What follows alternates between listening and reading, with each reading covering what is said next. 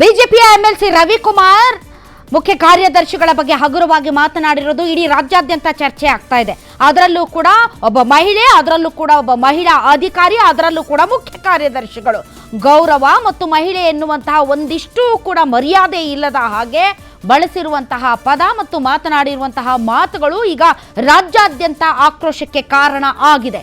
ಯಾಕೆ ಅಂತಂದರೆ ಹೆಣ್ಣಿನ ನಿಂದಕರು ರಾಜಕೀಯ ವಲಯದಲ್ಲಿ ಬಹಳಷ್ಟು ಜನ ಇದ್ದಾರೆ. ಸದನದ ಒಳಗಡೆ ನಿಂದಿಸಿರೋದನ್ನು ನೋಡಿದ್ದೀವಿ, ಸದನದ ಹೊರಗಡೆ ನಿಂದಿಸಿರೋದನ್ನು ಕೂಡ ನೋಡಿದ್ದೀವಿ.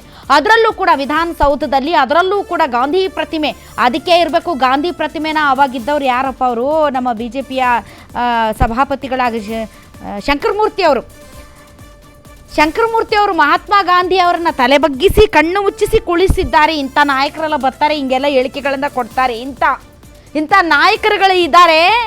ಇಂತಹ ಘನತೆ ಮತ್ತು ಗೌರವವಿಲ್ಲದೆ ಹೆಣ್ಣು ಮಕ್ಕಳ ಬಗ್ಗೆ ಬಾಯಿಗೆ ಬಂದಂಗೆ ಮಾತಾಡ್ತಾರೆ ಅಂತಲೇ ಇರಬೇಕು. ಗಾಂಧೀಜಿ ಅವರ ಕಣ್ಣನ್ನು ಮುಚ್ಚಿಸಿ ತಲೆ ಬಗ್ಗಿಸಿ ಕೂರಿಸಿದ್ದಾರೆ ವಿಧಾನಸೌಧ ಮತ್ತು ವಿಕಾಸಸೌಧದ ಮಧ್ಯೆಯಲ್ಲಿ. ಅಲ್ಲೇ ಇವರು ಮಾತಾಡಿದ್ದು ಯಾರು?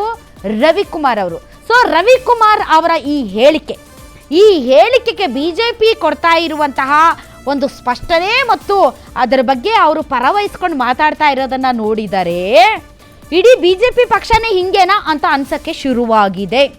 ಒಟ್ಟಾರೆ ಈ ಕೇಸನ್ನಂತೂ ಕಾಂಗ್ರೆಸ್ ಸಖತ್ತಾಗಿ ಯೂಸ್ ಮಾಡ್ಕೊಳ್ತಾ ಇದೆ. ರಾಜಕೀಯ ಪಕ್ಷಗಳು ಯೂಸ್ ಮಾಡ್ಕೊಳ್ತಾವೋ ಇಲ್ವೋ ಗೊತ್ತಿಲ್ಲ, ಆದರೆ ಇದನ್ನ ಈ ರಾಜ್ಯದ ಮಹಿಳೆಯರು ಸಹಿಸ್ಕೊಳ್ಳೋದಕ್ಕೆ ಸಾಧ್ಯನೇ ಇಲ್ಲ. ಇದು ಕ್ಷಮೆ ಕೇಳಿದ್ರೆ ಸರಿ, ಇಲ್ದಿದ್ರೆ ಇದು ಬೇರೆ ಥರನೇ ಆಗುತ್ತೆ.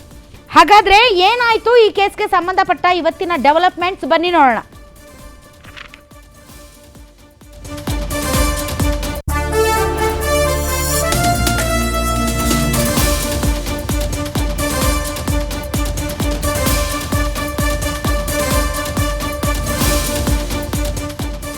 ಬಿಜೆಪಿ ಎಂಎಲ್ಸಿಯಿಂದ ಮುಖ್ಯ ಕಾರ್ಯದರ್ಶಿ ವಿರುದ್ಧ ಅಸಂಬದ್ಧ ಹೇಳಿಕೆ.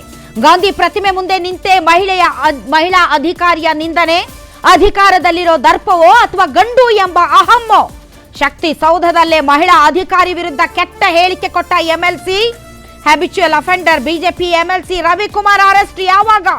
ಮಹಿಳೆಯರನ್ನ ನಿಂದಿಸಿ ರಾಜಾರೋಷವಾಗಿ ಓಡಾಡಬಹುದಾ? ಇದು ಅಧಿಕಾರದಲ್ಲಿರೋ ಪುರುಷ ಪ್ರತಿನಿಧಿಗಳಿಗೆ ಪ್ರಾವಿಷನಾ? ಮಾತನಾಡಿ ಬಿಜೆಪಿ ನಾಯಕರೇ ಯಾಕೆ ಮೌನಂ ಸಮ್ಮತಿ ಲಕ್ಷಣಂ. ಸ್ತ್ರೀ ನಿಂದನೆ ಸಹಿಸಿಕೊಂಡಿದ್ದು ಸಾಕು, ಈಗ ಕ್ರಮ ಆಗಲೇಬೇಕು. ನಿನ್ನೆ ಎಫ್ಐಆರ್ ಆಗಿದ್ದಾಯ್ತು. ಹಾಗಾದ್ರೆ ಬಿಜೆಪಿ ಘಟಕದಿಂದ ಮುಂದಿನ ಕ್ರಮ ಏನು?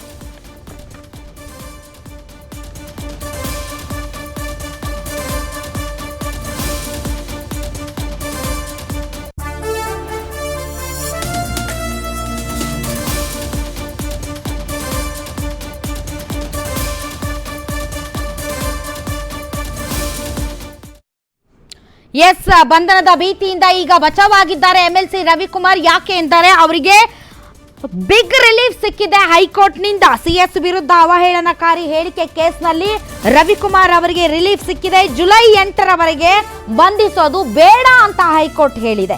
ಪೊಲೀಸರು ಬಲವಂತದ ಕ್ರಮ ಕೈಗೊಳ್ಳಬಾರದು. ತನಿಖೆ ಅರ್ಜಿದಾರ ರವಿಕುಮಾರ್ ಸಹಕರಿಸಬೇಕು. ಎಂಎಲ್ಸಿ ರವಿಕುಮಾರ್ಗೆ ಸೂಚನೆ ಕೊಟ್ಟಿದೆ ಹೈಕೋರ್ಟ್. ಎಫ್ಐಆರ್ ರದ್ದು ಕೋರಿ ಹೈಕೋರ್ಟ್ ಮೊರೆ ಹೋಗಿದ್ದಾರೆ ರವಿಕುಮಾರ್. ಸಿಎಸ್ ಶಾಲಿನಿ ರಜನೀಶ್ ವಿರುದ್ಧ ಮಾತನಾಡಿದ್ರು. ಎಂಎಲ್ಸಿ ರವಿಕುಮಾರ್ ಪರವಾಗಿ ಅರುಣ್ ಶ್ಯಾಮ್ ವಾದವನ್ನ ಮಂಡಿಸಿದ್ದಾರೆ. ಸರ್ಕಾರದ ಪರವಾಗಿ ವಕೀಲ ಬೆಳ್ಳಿಯಪ್ಪ ವಾದವನ್ನ ಮಂಡನೆ ಮಾಡಿದ್ದಾರೆ.